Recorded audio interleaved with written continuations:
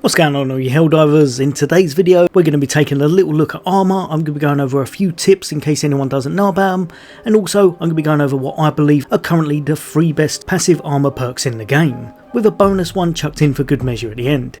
Now, just in case you don't know, there's 3 different types of armour currently in the game. That's going to be your light armour, then there's your medium armour and your heavy armour. The light has slightly less armour rating, so it doesn't have quite as much damage mitigation, but its speed and stamina are top notch, with the medium being very well rounded overall, and the heavy armour the best for your damage mitigation, but also gives you a little bit of a deficit to your stamina regen and your speed. Now I'm going to show you kind of how this works currently in game, because you see why a lot of people are sticking with the medium or the light armour. Heavy armour now has been adjusted, so it does actually take into effect damage and such, and you will be able to mitigate a little bit more than some of the others, but you're going to be running a little bit slower and your stamina regen is just not going to be as good, meaning sometimes you'll get outpaced and caught out by the enemy. Also, because heavy armour doesn't take into effect your helmets because all standardised, it means if you take a headshot from either a bullet or from melee damage, you're going to be getting the exact same damage no matter what armour type you're wearing, which is why most people stick with light or sometimes medium. Going over to the passive abilities currently in the game, these are all bopped onto your body armour, and there's 8 currently in the game.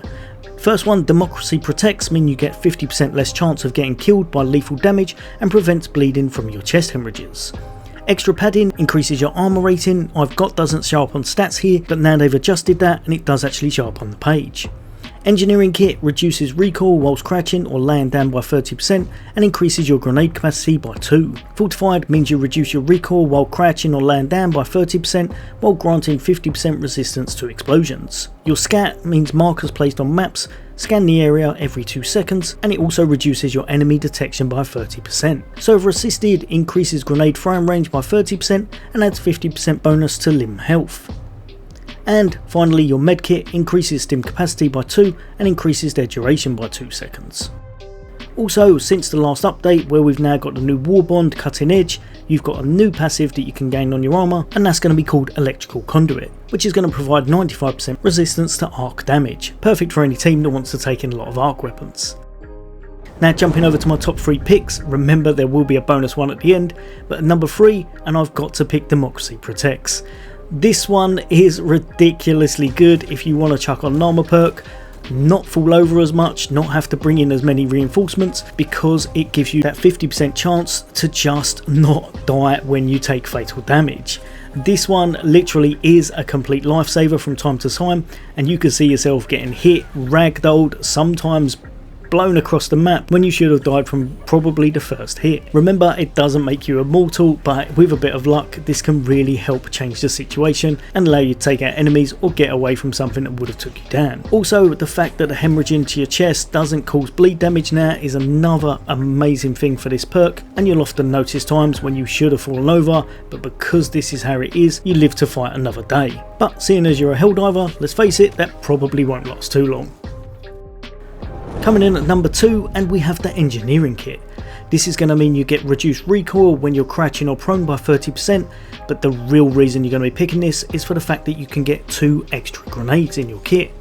This is absolutely amazing, and being able to bring in 6 grenades, especially if you're rocking the right grenades. Impact grenades are amazing for just destructive damage, or the new grenade I've found is just incredible if you're trying to lock down areas and help your team out to massacre them with stratagems.